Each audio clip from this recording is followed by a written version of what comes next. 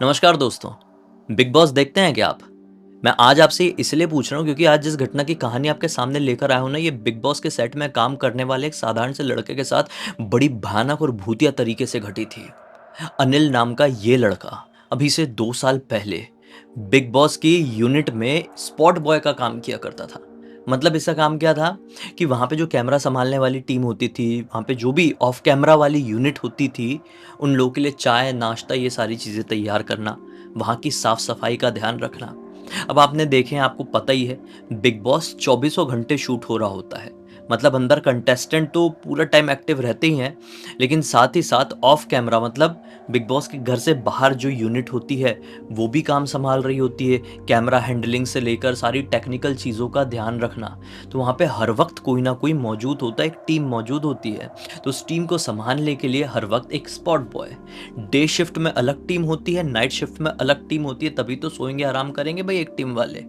तो day shift में एक अनिल नाम का ये लड़का स्पॉट बॉय था, जो सुबह-सुबह 6 साढ़े 6 बजे अपने घर से निकल जाया करता था, 7 सवा 7 बजे के आस-पास बिग बॉस के सेट में पहुँच जाया करता था और डे शिफ्ट वाले जितने भी लोग होते थे, मतलब बड़े पोस्ट वाले, उन लोगों के लिए काम किया करता था। फिर रात में उसकी यही कुछ साढ़े 7 बजे के आस-पास छुट्टी हो जाती थी, कभी-कभी 8 बज जाते थे और वो बिग बॉस के सेट से बाहर निकलेगा और थोड़ा पैदल-पैदल चल के बाहर तरफ आएगा, उसको बस मिल जाएगी, फिल्म सिटी में बस भी चलती है और बस से वो अपने घर चले जाएगा। कितनी सिंपल लाइफ थी ना, कोई टेंशन नहीं था, अब तक सब कुछ समझ में आ गया। एक दिन की बात है, अनिल के जाने के बाद बिग बॉस के सेट में दूसरी टीम आती थी और दूसरा स्पॉट बॉय आता था। इस स्पॉट बॉय का नाम तो इसको नहीं पता था अनिल को, क्योंकि ऐसा कभी खास इंटरेक्शन हुआ नहीं था, लेकिन पता था कि कौन बंदा रात के समय वहां पर चाय नाश्ते का काम करता है। हाय हेलो होती थी, कई बार होती थी। अब एक दिन की बात है, नाइट शिफ्ट वाला जो स्पॉट बॉय था ना, वो शूटिंग के सेट पर नहीं पहुंच पाता है। होता ये था कि जब रात वाला पहुंचेगा तभी दिन वाले को छुट्टी मिलेगी, तभी तो दोनों का हाय हेलो कभी कभी हो जाता था।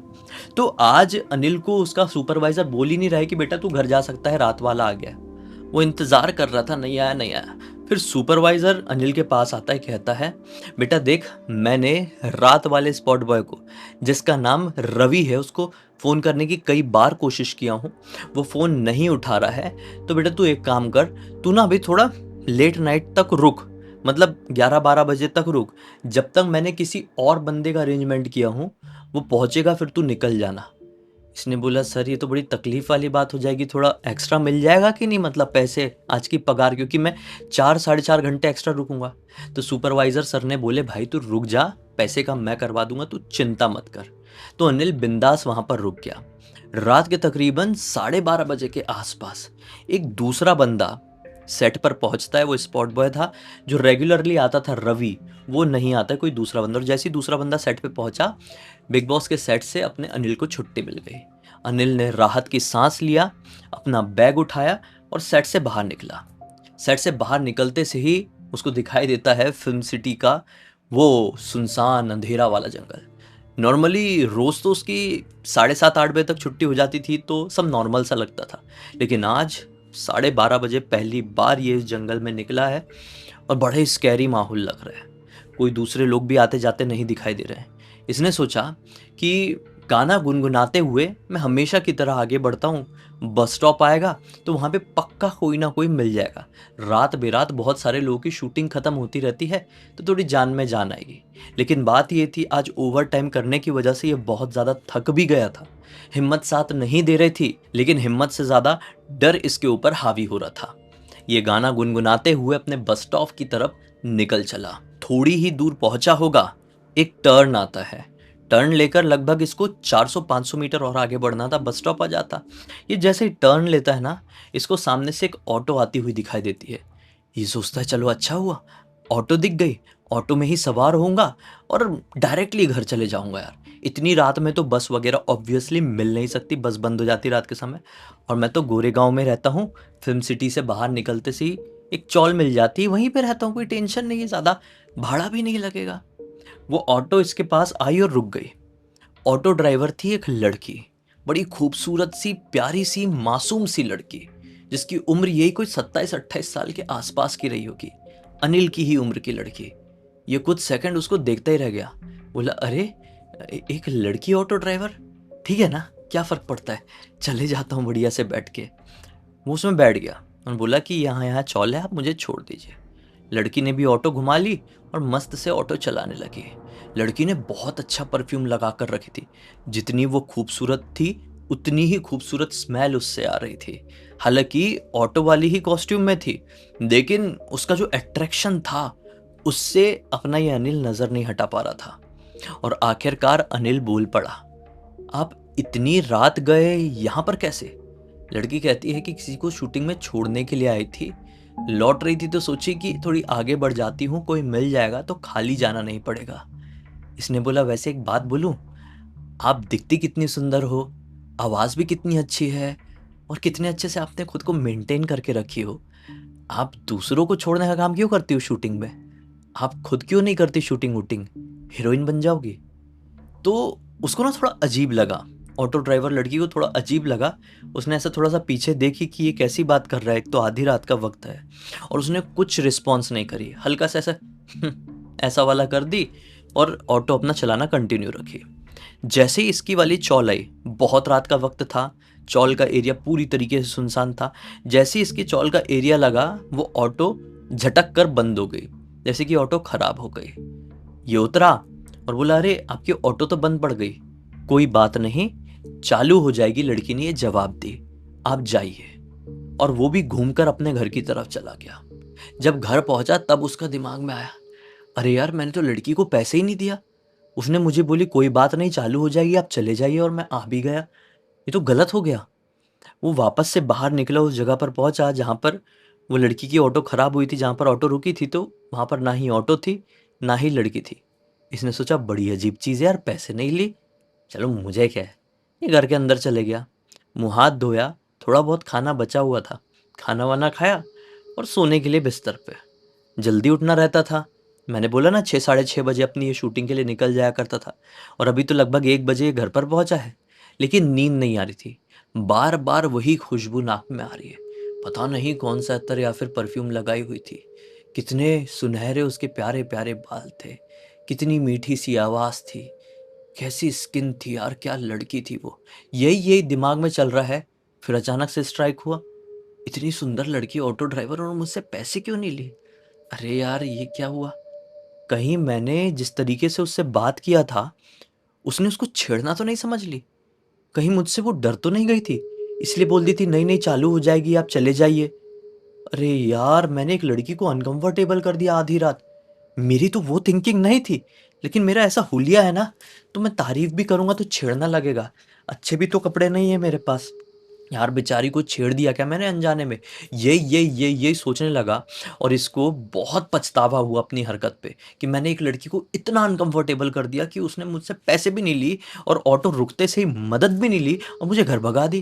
अरे यार शिट यार, कभी ज़िंदगी में वापस मिलेगी ना तो पैर पकड़ के माफ़ी मांग लूंगा। मैं ऐसे छिड़ने वालों में से थोड़ी हूँ, मैं तो जेन्युइन उसकी तारीफ कर रहा था। खैर ये सोचते सोचते सोचते ये सो गया। सुबह उठे, सुबह मतलब अगला दिन निकला, ये उठा 6 बजे, उठ गया हमेशा की तरह, फटफट फटफट तैयार हुआ, 6:30 बजे अपनी शूटिंग के लिए निकल गया। यूनिट में पहुंच गया, मस्त काम कर रहा था बिग बॉस के सेट पे। सुपरवाइजर फिर से इसके पास आता है, बोलता है बेटा आज भी रवि को फ़ोन नहीं लगा है, मतलब नाइट शिफ्ट में जो काम करता है हमारा रेगुलर बंदा, उसको फ़ोन नहीं लगा है, तो बेटा तू आज भी रुक जाना एक्स्ट्रा टाइम, 12 साढ़े 12 बजे आज भी निकल जाना, क्योंकि दूसरा बंदा जो आ रहा है जिससे मैंने बात किया ना टेम्प्ररी, वो साला कहीं और जॉब करता है इवनिंग टाइम में, और फिर वो 12 बजे करीब ही मतलब किसी और सेट पे काम करते हैं, और 12 बजे ही फ्री हो पाता है, फिर अपने बिग बॉस में आ पाता है। इसने बोला ठीक है सर कोई बात नहीं, मेरी तो पगार बन रही है ना, मैं 8 बजे जाता हूँ, 12:30 बजे चले जाऊँगा, क्या फ़र्क पड़ता है, आधी शिफ्ट की पगार आप वैसे भी मुझे दे रहे हो। सुपरवाइज़र सर ने भी स्माइल की और चले गए, बोले काम कर तू। काम वाम किया, फिर से आज रात के 12:30 बजे ये दूसरा बंदा आया, टेम्पररी वाला आया, इसने अपना बैग उठाया और यूनिट से बाहर, सेट से बाहर, जैसे ही बाहर निकला तो बाहर वही ऑटो खड़ी हुई थी। उसी ऑटो में वही ड्राइवर, ऑटो ड्राइवर बैठी हुई थी, और इसको देख के स्माइल करी। इसने सोचा अरे साला ये क्या सिस्टम है, ये यहाँ पे आज कैसे रुकी हुई है, जाता हूँ उसके पास। अब उसकी ऑटो को देखकर ये कैसे पहचाना पता है, उसने अपनी ऑटो में बड़ी खूबसूरत सी लाइटिंग लगा कर रखी थी। अंदर गुलाबी रंग की लाइट जलती थी। मतलब वो लड़की जैसी दिखती थी ना, उसने अपने ऑटो को भी बिल्कुल वैसे ही मेंटेन की हुई थी। इसलिए वो एक बार में उसकी ऑटो को पहचान जा रहा था। बाहर से थोड़ा अच्छा डेकोरेशन भी था, फूल-वूल वगैरह भी लटका के रखी हुई थी। तो ऑटो भी उसकी बड़ी प्यारी-सी, क्यूट-सी, अतरंगी-सी थी। वो लड़की के पास गया, वही ऑटो ड्राइवर के पास बोलता है कि मैडम आप आज यहाँ पर कैसे रुकी हुई है? बोलती है कि कल आपने ही तो बताए थे कि आप बिग बॉस के सेट पे काम करते हो, तो मैं किसी को छोड़ने आई हुई थी, सोची कि रुक जाती हूँ, आपको ड्रॉप कर दूंगी तो खाली जाना नहीं पड़ेगा। इसको बड़ा अच्छा लगा, साला ये लड़की, मतलब मैंने जो कल बोला था उससे बुरा नहीं मानी थी, कहीं ये मुझे पसंद तो नहीं कर रही है। अरे यार अच्छा है, ये बढ़िया से ऑटो में बैठ गया, उसने ऑटो चलाना शुरू करी और फिर ये भीनी भीनी बात करने लगा। मैडम आपका नाम क्या है? उसने बताई, मेरा नाम जो भी है, मुझे प्यार से सब गुड़िया कहते हैं, आप मुझे गुड़िया ही कहना। ऐसी ऐसी बात बोलने लगी। उसको तो ऐसा लगा कि मन में लड्डू फूटने लगे उसके। बहुत अच्छा लगा, बहुत अच्छा लगा। थोड़ी बहुत बातचीत करते करते करते करते उसने पूछा कि आपके घर पे कौन कौन है? उसने बताई भाई है, दादी जी है, बाकी इतनी हल्की फुल्की बात करते करते फिर से वो वाला एरिया आ गया, वो चौल वाला, जहाँ पर कल ऑटो खराब हुई थी। आज खराब नहीं हुई, ऑटो रोक दी और लड़का उतरा, बोला मैडम कल मैंने आपको पैसे नहीं दिया था, लेकिन आज कल के भी पैसे और आज के भी पैसे आपको दूंगा। लड़की बोलती है अरे नहीं नहीं रहने दीजिए, मैं तो फिल्म सिटी में किसी को छोड़ने के लिए आती हूँ, लौट रही होती हूँ तो कल भी मिल गए थे आप, आज भी मिल गए थे। बात यह है कि मेरा भी घर आगे वाली चौल में ही है, अभी मैं भी तो आती ही ना यहाँ पे, उससे अच्छा आप बैठ कर आ गए। क्या पैसे पैसे, छोड़ो ना, जाने दो, मुझे भी आने के लिए कोई मिल जाता है और आपको भी आने के लिए सवारी मिल जाती है। जाओ जाओ आप घर, रहने दो, पैसे पैसे क्या, पैसे पैसे हर चीज में। उसको तो इतना अच्छा लगा, इतना अच्छा लगा, उसको लगा कि लड़की हो गई सेट। एक तो बहुत प्यारी भी लग रही थी और प्यारी प्यारी बातें भी कर रही थी। मन में लड्डू फूटा करके वो अपने घर की तरफ चले गया। वो पूरी रात एक्साइटेड रहा, ढंग से नींद नहीं आई। रात के तकरीबन 4 बजे के आसपास, सुबह हो गई ना, 4 बजे के आसपास उसकी नींद लगती है। अलार्म भरा हुआ था, 6:15 बजे नींद खुल गई। अरे अरे जाना है यार, मैं तो लड़की की याद में साला उसको मिस करते करते सो ही नहीं पाया था, नींद हो ही नहीं पाई। चलो तैयार होते निकलते थे। वो तैयार हो रहा था, किसी घर का दरवाजा ढक ढक ढक ढक ढक ढक ढक ढक ढक ढक ढक ढक कोई खटखटाता है। सुबह के 6:15 बज रहे थे। सोचा कौन है इतनी सुबह सुबह। दरवाजा खोलता है तो क्या देखता है, इसका एक दोस्त है, बड़ा ही ज्यादा परेशान दिख रहा है। इस दोस्त का नाम दिनेश था। अरे दिनेश क्या हो गया, तू इतने टेंशन में क्यों है? बोलता है अरे भाई अनिल यार कुछ समझ में नहीं आ रहा, मेरा दिमाग काम नहीं कर रहा है, तू मेरे साथ चल, बाहर चल। इसने बोला क्या काम, क्या क्या समझ में नहीं आ रहा है भाई, मुझे शूटिंग पे जाना है। बोलता है अरे तेरी शूटिंग वूटिंग ठीक है, तू मेरे साथ चल यार, मैं तेरा बचपन का दोस्त हूँ, तू इतनी भी मदद नहीं करेगा? ये बोलता है अच्छा अच्छा चल, क्या हो गया जल्दी चल। तो ये बाहर निकले, अपना दिनेश उसका हाथ पकड़ के उसको कहीं लेकर जा रहा है। एक चौल क्रॉस हो गई, दूसरी चौल आ गई। बोला बता तो सही तू लेकर कहाँ जा रहा है? दिनेश बोलता है ये देख। दिनेश ने किसी का घर दिखाया। उस घर के सामने बहुत सारे लोगों की भीड़ लगी हुई थी और कोई जोर जोर से रो रहा था। इसको कुछ समझ में नहीं आ रहा है, अभी अनिल को समझ में कुछ नहीं आ रहा है कि दिनेश तू मुझे लेकर कहाँ आया है। तो अब दिनेश क्या कहता है अनिल से कि अरे भाई ये जो घर है ना, ये मेरी दूर की कजिन दादी जी का घर है। मतलब जो मेरे दादाजी थे ना, उनके छोटे भाई और उनकी पत्नी का घर, मेरे छोटे दादा और छोटी दादी का घर। अब मेरे छोटे दादा तो काफी दिनों पहले इस दुनिया से जा चुके थे, उनकी सिर्फ पत्नी रहती थी यहाँ पर। पत्नी के साथ उनके पोता और पोती, उनकी मृत्यु हो गई यार, पोता पोती की। मुझे समझ में नहीं आ रहा है कि मैं दादी जी को कैसे संभालूं। मेरे घर पे भी कोई नहीं है, सारे लोग बारात में गए हुए हैं, मैं अकेला था और यहाँ पे दादी जी का रो रो के बुरा हाल हो गया है। मैं समझा नहीं पा रहा हूँ यार, तू थोड़ा समझदार टाइप का इंसान है, तू भी चलना मेरे साथ, उनको समझाना, थोड़ा उनको चुप कराना। बेचारी उनके जवान पोता पोती थे यार, बेचारे कैसे ख़त्म हो गए, चलना देखना। तो इसने बोला अच्छा चल चल मैं समझाता हूँ करके। ये थोड़ा समझदार भी था, इसलिए लोग इसकी हेल्प लेते थे। भीड़ को अलग करते करते जैसे ही ये दादी जी के घर के अंदर पहुंचा, क्या देखता है अनिल, क्या देखता है कि वहां पे पुलिस वगैरह भी है, दादी जी फूट फूट के रो रही है और 2 मृत शरीर की अर्थी वहां पर मौजूद है। अर्थियों के चेहरे को देखा तो इसके पैरों तले जमीन निकल गई, क्योंकि पहली अर्थी एक लड़की की थी जो कोई और नहीं, वही ऑटो ड्राइवर गुड़िया थी। दूसरी अर्थी जिस किसी की भी थी वो कोई और नहीं बल्कि रात शिफ्ट में काम करने वाला रवि था। बिग बॉस में जो नाइट शिफ्ट में काम करता था, जो 2 रातों से आ नहीं रहा था, जिसके चक्कर में इसको एक्स्ट्रा रुकना पड़ रहा था, वही रवि और उसकी बहन ऑटो ड्राइवर गुड़िया। इसने ज़िंदगी में पहली बार आज रवि का घर देखा था।